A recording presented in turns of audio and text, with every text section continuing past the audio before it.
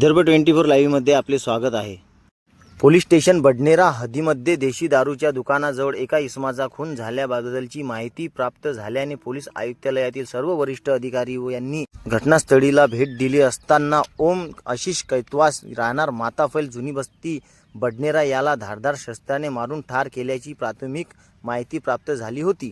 सदर गुन्ह्याचे घटनास्थळावर तत्काळ पोनी अतुल वर गुन्हे शाखा यांनी स्टॉप सह भेट दिली असता गुन्हा याबाबत सविस्तर माहिती घेतली असता मृतक व आरोपी यांचा कोणत्या तरी कारणावरून भांडण झाल्याची माहिती मिळाली। गुन्ह्यातील आरोपीबाबत कोणतीही माहिती नसताना तत्काळ आरोपी निष्पन्न करून आरोपी नामे रोशन धनराज कैतवास वय 19 वर्ष राहणार भगतसिंग चौक जुनी बस्ती बडनेरा। आरोपी क्रमांक 2 संकेत विनोद कैतवास वय 20 वर्ष राहणार माताफैल जुनी बस्ती बडनेरा अमरावती। आरोपी क्रमांक 3 एक विधी संघर्ष बालक यांचा बोरगाव ट्रॅप येथून आरोपीतेचे व मृत्यूक याच्या मध्ये जुन्या वादावरून भांडण होऊन आरोपितांनी मृत्यूक याला धारदार चाकूने मारून खून केल्याचे सांगितले आहे।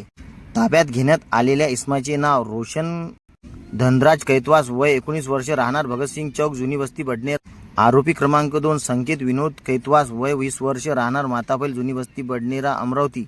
आरोपी क्रमांक 3 एक विधी संघर्ष बालक।